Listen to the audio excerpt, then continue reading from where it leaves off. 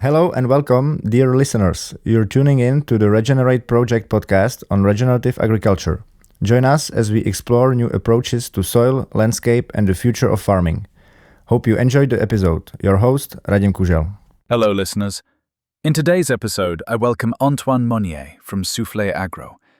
Antoine is also my colleague and is responsible at Soufflet Agro for regenerative agriculture, everything related to regenerative farming, both in the Czech Republic and partly at the international level across other Soufflet Agro subsidiaries abroad. He is also a manager in the area of agricultural machinery, specifically focused on regenerative agriculture. Today, however, I would like to talk with him about cover crops. So, welcome, Antoine. Could you briefly introduce yourself? Hello, my name is Antoine Monier. As you can probably hear, I am from France. I have been living in the Czech Republic for almost 8 years now, and I have been working in regenerative agriculture for more than 10 years. I am an engineer. I studied agriculture at an engineering school in France. Already at that time, between 2007 and 2012, we were talking about all these topics: cover crops, regenerative agriculture. It was not called regenerative agriculture back then, but all these topics were already part of what we studied at school. So I have some experience from that period, plus, as Radim mentioned, later international work at Soufflet, which allowed me to see many different things across Europe. Thank you for the introduction. If we now return to cover crops, they are one of the main pillars of regenerative agriculture overall, one of the foundations. But we often also encounter opinions that cover crops are an unnecessary cost and that they consume water. What do cover crops actually bring us? What is the benefit of growing them? First of all, we have to think that cover crops are not a cost, they are an investment. And there are several effects you get from cover crops. You have short-term, medium-term, and long-term effects. Short-term: preparation of the field for the next crop, or protection of the field against erosion and nutrient leaching. And over time, the more you grow cover crops on a field, the more you improve that field and that land. You also get better protection against erosion in particular. More organic matter in the soil, which also means better mineralization.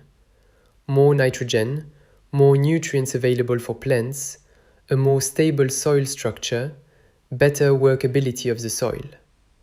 And then, Higher load-bearing capacity of the field, so the machinery does not create such deep ruts.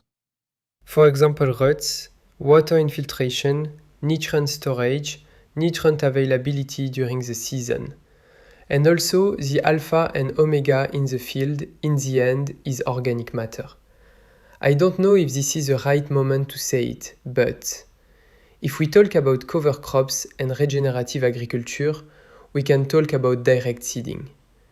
Very often I hear that people think, I will do direct seeding and thanks to that I will improve soil, structure and everything. But in the end it is the opposite. Direct seeding comes later, because you already have good land, good fields, good structure that can support it. And thanks to that, you can do direct seeding and then reduce costs, fuel, tractor engine hours, which also means spare parts, service, and everything around farm mechanization. These are very important things for farmers. But if you want to have good structure and everything, you need organic matter in the field. Organic matter is the main thing. And one of the ideas how to increase organic matter in the field is to grow cover crops. And the more you grow cover crops, the more you improve the amount of organic matter in the soil, and everything then works better. In order to grow cover crops, we need to know when to grow them, when to include them in the crop rotation, possibly also how to adjust the crop rotation so that cover crops can be included. Could you outline what types of cover crops exist in terms of timing, before which crops they are grown, and so on? The first thing I want to say is that a cover crop should be treated like a main crop. If you grow cover crops only in the sense that you have to, because the European Union wants it, and you just broadcast seed on the field and wait, without paying attention to what you are doing and what you are choosing, it will not work. The first idea is that a cover crop is like a main crop. And then, of course, every situation is different, but we can say there are three main types of cover crop situations. One is between two winter crops, between wheat and barley, or between rapeseed and wheat. These are short-term cover crops, or some summer species, where you have to choose something that grows fast and that will have 1.5 to 2 months on the field. It has to have time to produce biomass. That must be something fast, like buckwheat, phacelia, white mustard. Even though white mustard is not a perfect component for cover crop mixtures, it has the advantage of being fast in this situation. Then you have autumn cover crops before spring crops. Crops that are sown early in spring, like spring barley, sugar beet, peas, faba beans, and similar crops. And then you have cover crops before summer crops that continue growing through summer and are harvested in autumn, such as soybean, sunflower, maize. So you have these three main situations, and in each one you need to choose something different. If we return to early sown spring crops, it is better to choose something that will winter kill theoretically, something that needs to stay longer on the field. And before summer crops, you can choose something that will not winter kill, such as clovers and similar species. When we sow maize from the end of April here in the Czech Republic, and if it follows wheat, there is a really long period when there is nothing on the field. Almost half a year with nothing growing. We need something that covers the whole autumn, winter, and early spring. So these are mixtures.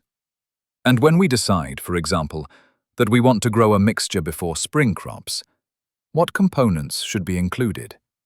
How should the mixture be composed? Is there some recipe if I want to make my own mixture? Or when we look at commercial mixtures on the market, what should they contain? There is some recipe. It is not as complicated as it seems. It is very important not to be unnecessarily precise, like putting 0.15 or 0.16 kilograms of clover and 0.28 kilograms of something else and 1.15 kilograms of another component. That is a bit pointless. It does not really play a role. You do not need to be extremely precise. It is unnecessary. The most important thing is how many plants you have per square meter. As dense as possible, as much as possible. The more, the better. The more, the better. Thank you for the help, Radim. The minimum target should be 300 plants per square meter. 300 plants per square meter that actually grow and establish. You sow a bit more, that is important. Then, if it is not before a legume crop, you should include legumes. Ideally, up to 50% of the plants per square meter should be legumes. Not 50% by weight in the mixture, not kilograms, but by plant count per square meter. This is important because seeds differ in size, so try to have 50% legumes per square meter. You can also use brassicas. They are fine, but be careful about two things. First, maximum 50 plants per square meter, because more than that is too much and they will strongly compete with other species, and in the end, you will only have brassicas in the field. Second, be careful about what you choose, which variety and genetics. This is very important, especially in autumn mixtures. These plants must work as long as possible in the field. We will talk about this later, but when a cover crop flowers, it has already finished its job. It is completely pointless to let cover crops flower in the field and wait for frost to terminate them. You have to go and terminate them. Otherwise, they produce a lot of lignin and you can have problems in spring for the next crop. There is sometimes the idea that cover crops consume water, which in autumn is not really true. It rains in autumn, it rains in winter, and it rains in spring. The bigger problem can be if you grow cover crops that grows extremely fast, flowers quickly, and then you terminate it at that reproductive stage. It produces lignin, becomes tough, and later when you measure this in the soil, it will consume a lot of nitrogen. Because when the cover crop enters the reproductive stage, the carbon to nitrogen ratio increases, and therefore much more nitrogen is needed later for decomposition, for example in spring. Then you get competition between your main crop and microorganisms that need nitrogen to decompose all the biomass you return to the field. Plus, you can have problems with sowing in spring, because the residue can be hard and difficult to manage. When it flowers, terminate it, ideally mechanically of course. Glyphosate works, but within regenerative agriculture systems, it is better to use it carefully, considering future regulations. We are in a situation where we need to terminate cover crops mechanically, ideally with a roller crimper or mulcher. We say that you bring the plants back into contact with the soil. You terminate them so that they lie on the field. They do not need to be mixed into the soil. If termination happens at flowering stage, decomposition will already start naturally. So you mentioned about 50% nitrogen fixing crops, brassicas in moderation. What about grasses and other monocots? In the Czech Republic, we do not see them used much in cover crops, but abroad they are quite common. What can monocots bring into a cover crop mixture, and when should they be used more? That is a good question.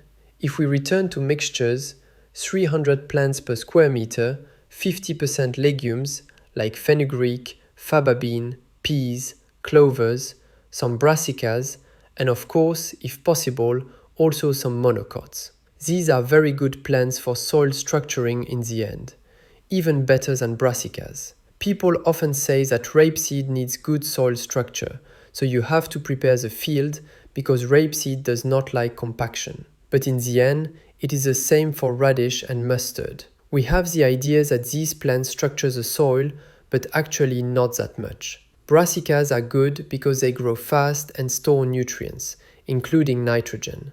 That is their strength. But when we talk about real soil structuring, legumes like clovers and faba beans help, and monocots like rye and especially oats help even more. I think we do not see them often because of crop rotation. Our crop rotations here already contain many monocots. That is also why it is important to try to include more broadleaf species. It is difficult because if we grow cover crops after wheat, we get volunteer wheat plants. What to do with that? There are two strategies.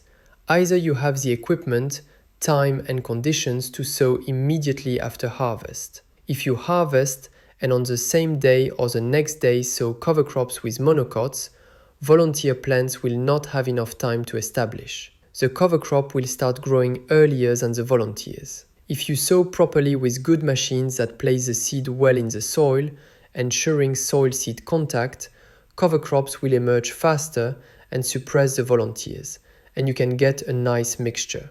Direct seeding, not when we work the soil. Yes, because that is one strategy, but if you are working the soil, in that situation it can be better to use a mixture without monocots, because volunteers can damage the mixture a lot.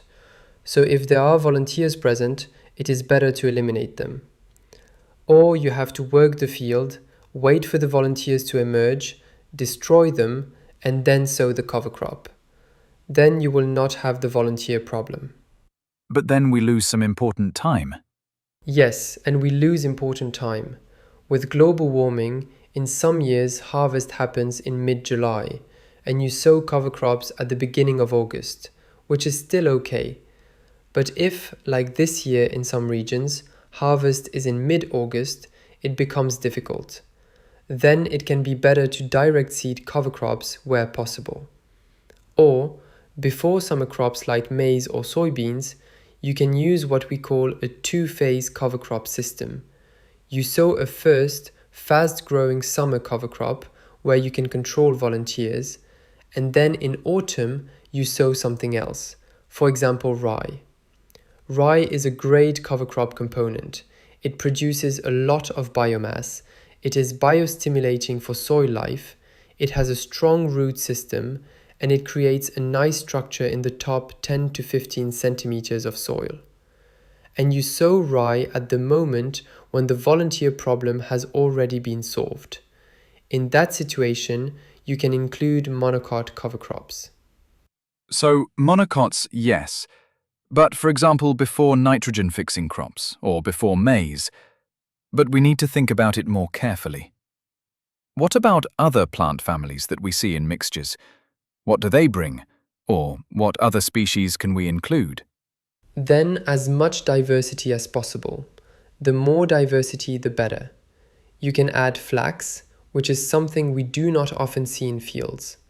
You can use sunflower or plants from the sunflower family, such as safflower. Yes, this is not done much in the Czech Republic, but if someone from Slovakia is listening, you can pay more attention to disease pressure in main crops. But in the Czech Republic, I think it is completely fine. Then things like buckwheat and phacelia are interesting. But again, you do not need to make it complicated. Up to 10 components is more than enough. If you add more components, you reduce the seeding rate of each one. Even if you increase kilograms per hectare overall, because individual seeding rates are lower, not all species will germinate and perform well. Too many components is also unnecessary. Every situation is different, of course, but 5 to 10 components with targeted, proper seeding rates is a good number. You do not need to invent anything completely original. Simple, well-known combinations also work. All right, so we have selected a mixture and want to sow it. You already mentioned seeding a bit, but what should we pay attention to when establishing cover crops?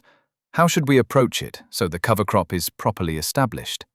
Again, cover crops should be treated like a main crop. The cover crop must produce yield, but not grain yield, biomass yield. As we said, the main alpha and omega is organic matter in the soil. The whole idea is to increase organic matter. And another reason for cover crops is weed control. If you grow cover crops and there is no space for weeds to grow, you control weed dynamics. But for good weed control, cover crops must be dense. We need sufficient density to cover and compete. But you must treat it like a main crop. First thing, pay attention to herbicides used in spring before the previous crop. Especially if you want to direct seed and spring was dry, you can have problems with residual active substances, mainly sulfonylureas, which can still be active in the soil and suppress or kill cover crops. They can limit germination or overall growth. Or slow growth or complete failure. You should check which herbicides were used. If you want help, you can contact us at Soufflet and we can advise you. Another thing is sowing into a clean field. When you sow wheat, rapeseed or maize, you do not sow into a dirty field. With direct seeding, you at least clean the field with glyphosate or by cultivation. It is the same for cover crops. You must sow into a clean field. If you sow into a field that already has weeds and you do not control them, cover crops have no chance. It is a wasted investment. Sow into a clean field, sow early, as soon as possible. We said cover crops need time to produce biomass. Choose good genetics. We already talked about this, but it is very important. You would not sow wheat without knowing the variety and its performance, and the same applies to cover crops. For example, oilseed radish. If you compare a standard generic radish variety, some grow extremely fast, produce no root system, go to seed after 1.5 months, and that is useless. It does nothing in the end. But if you compare another variety that may be more expensive, but works in the field for 3 or 4 months, does not bolt, produces large plants, we have seen it in the field, 3, 4, even 5 times more biomass than other types. That is good, and especially because radish is sown at only 500 grams to 1 kilogram per hectare. Some varieties may look cheap, but are actually expensive for what they deliver. In that situation, it is sometimes better to do nothing. Genetics matter. Different strategies again. Direct seeding or after soil work. Watch out for volunteers. Also pay attention to straw height at harvest.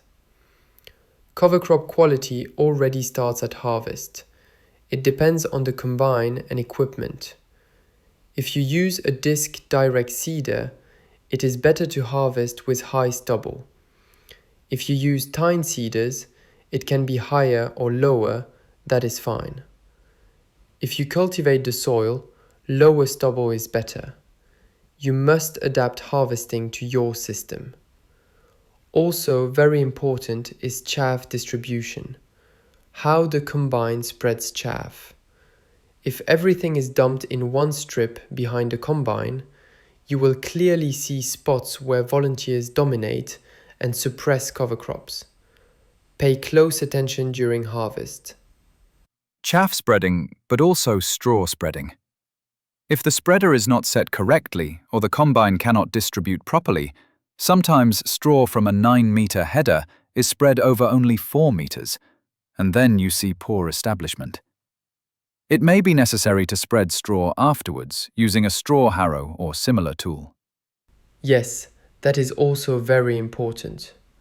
Rolling after sowing is cheap and good insurance. Rolling improves seed-to-soil contact and restores capillarity. And I forgot sowing depth earlier. For several years now, in France, Switzerland, Belgium, and many other places, many trials show that for 95% of cover crops, it is better to sow deeper. Of course, we are talking about cover crops and rapeseed, not wheat. That is different. Especially summer sowing. Yes. After harvest, the field is warm. There is energy and residual nitrogen. If it is dry, sow deeper, ideally around 5 centimeters. You place the seed where there is still moisture. Then plants can germinate well. So sow everything at 5 centimeters, same depth. Some people say larger seeds deeper and smaller seeds shallower, but in summer, even small seeds can emerge from 5 centimeters. It is simpler. Sow everything at the same depth and emergence is more uniform. It is better than having clovers emerging first and beans later. Also, if you sow shallow in dry conditions and then get a storm with 10 to 15 millimeters of rain, seeds may germinate, but if it does not rain again for 2 or 3 weeks, everything dies. If you sow at 5 centimeters, roots grow deeper and can access moisture in lower soil layers. We see in practice that this works well. Deeper sowing, rolling, and then watch out for pests like slugs. Some plants are very attractive to slugs: sunflower, rye, radish, especially in wet conditions. Rolling also kills some slugs. Monitor slug pressure. If you are investing thousands of crowns into cover crops, spending an extra 100 crowns on slug protection is worth it. Approach it like a main crop, as you said. Take care of it like wheat or rapeseed. And once the cover crop is established and growing, what else should we pay attention to? Fertilization of cover crops. Again, if it is a main crop, it must produce yield.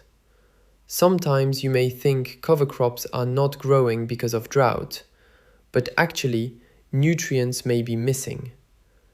A healthy, well-nourished plant is more drought-resistant than a stressed plant lacking nutrients. If you want good cover crops, fertilize them. Ideally organic fertilization. The best is manure or compost. Slurry.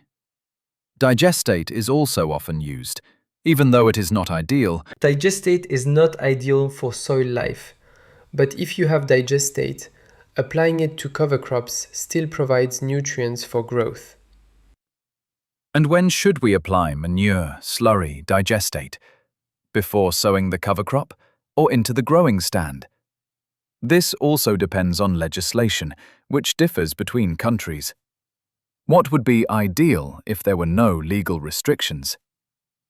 Apply it when the cover crop has already started growing. As we said, it is better to sow as early as possible, either by direct seeding without soil preparation, so there is no competition, or immediately after soil preparation. I also forgot to mention this. If you prepare the soil, sow immediately. If you do not prepare the soil, wait about 1 week and then sow, because volunteers will otherwise get a head start. Theoretically, you can harvest, apply manure, incorporate it shallowly into the soil, and then sow the cover crop. But it can be even better to apply the manure later into the growing cover crop. So, once we have established the cover crop, you already mentioned earlier that it is important to terminate it at the right time. At flowering stage, what options do we have for terminating cover crops? We already talked about it. Chemical termination is possible, but I think it is better to use other methods. The simplest and best option is rolling. That can be a Faca roller, knife roller, or Cambridge roller. When the first frosts come, early in the morning when plants are hit by frost, using a Cambridge roller works well. Because Cambridge alone is not ideal, but combined with frost it works well. Also mulchers. You could also use discs, but in autumn that is not ideal. If it is wet and you use equipment that disturbs the soil, you can cause compaction and stimulate weed emergence. It is often better to use rollers only, knife rollers or Cambridge during frost. So, leave it on the surface, but in contact with the soil. Yes, that is best. In this way you protect the soil during winter with the residue, which will decompose, and by spring, at the end of February or mid-March, when the next crop is sown, the field will be clean. We talked about cover crops, but within crop rotations, we can also use undersowing or companion crops grown together with the main crop. We see this more and more in the Czech Republic and across Europe. What about undersowing? Which plants can we use together with main crops? When does it make sense, and when does it not? Yes, undersowing is still a big topic and we do not know everything yet. Many people are experimenting. What we know works well and without problems and has been tested for at least 15 years, mainly in France, is undersowing with rapeseed. Sowing rapeseed together with legumes. I emphasize legumes. Between legumes and rapeseed, you can have a kind of symbiosis, where legumes do not compete strongly with rapeseed and actually support it. They produce nitrogen, but that nitrogen is not immediately available. When you sow peas, fenugreek or clover, they grow and their root bacteria fix nitrogen. They produce biomass, then they winter kill, and when they decompose in spring, they release nitrogen from the plant residues. You can gain something like 30 to 40 kilograms of additional nitrogen available to rapeseed. It also provides some insect protection and theoretically allows lower herbicide doses. But be careful, these techniques do not work if you have heavy weed pressure. If the field is very weedy, undersowing requires reduced herbicide rates so you do not damage the companion plants, which can be problematic. With rapeseed, it works well. Another idea that sounds interesting is undersowing wheat with legumes. The problem is that legumes do not have enough time in autumn to develop. Rapeseed is sown in early August, so companion plants have time until late October or later. But wheat is sown in late September or early October, and legumes simply do not have enough time to establish and do anything meaningful. Even if it sounds good, it is costly and inefficient. So it probably does not pay off. Yes, the costs are higher than the benefits. However, a few weeks ago I spoke with a colleague in France who is an organic farmer, and it seems interesting to try wheat undersown with buckwheat. If wheat is sown in September, buckwheat, as we said, is very fast growing.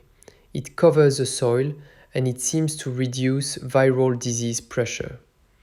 It may be a way to save insecticide use or enable earlier wheat sowing.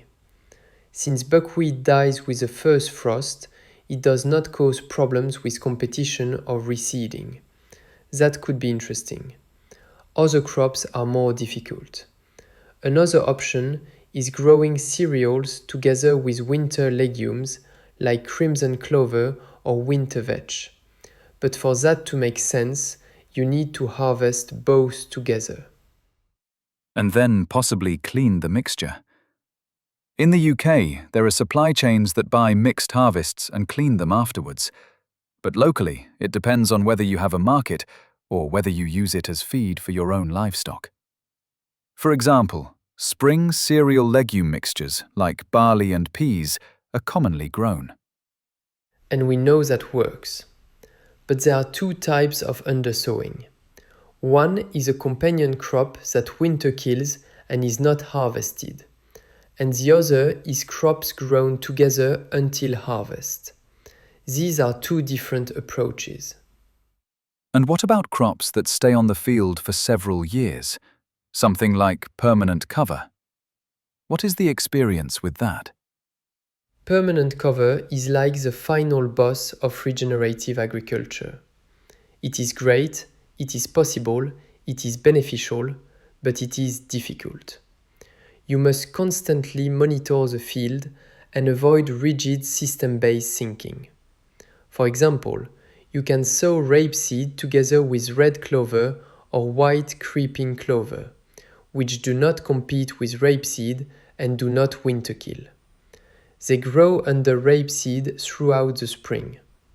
Then you harvest rapeseed and the clover is already there and continues growing. Neither volunteers nor rapeseed regrowth have time to establish, and you get a nice clover stand. Then you can sow wheat into the clover, apply herbicide to regulate but not kill the clover. In spring it is the same. Then you harvest wheat and the clover is still there. It acts like a continuous cover crop and you can continue this system. But be careful. In dry conditions or if spring regulation is not done properly, clover can strongly compete with wheat for water and you can get very bad results. It is interesting and promising, but risky if not managed well. If listeners want to learn more or contact you, how can they reach you or find more information? They can contact me or you, Radim. It is the same. We have more information on the Soufflet platform SoilTech, soiltech.eu. We publish information, translations and articles from the USA, UK, France and Australia about regenerative agriculture, direct seeding and cover crops. We also have a YouTube channel where we make field videos, visit farmers and show what to do and how to do it. These videos are also available on Instagram where we share field updates. And of course, our contacts are available on the Soufflet Agro Czech Republic website. Thank you.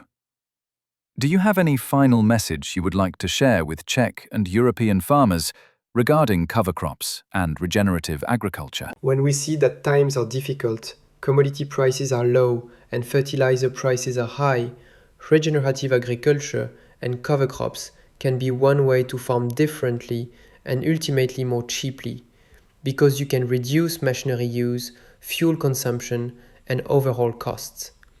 That is important. Less time in the field, better soil, and then Europe as a whole can remain competitive with the rest of the world. We must be innovative and smart here in Europe, like we used to be. So, farm smart with regenerative agriculture. Reduce costs, improve soil, and achieve better farming. Thank you. Thank you as well. Project ReGENERATE is funded by the European Union. Views and opinions expressed are, however, those of the authors only and do not necessarily reflect those of the European Union or the European Education and Culture Executive Agency. Neither the European Union nor the Executive Agency can be held responsible for them.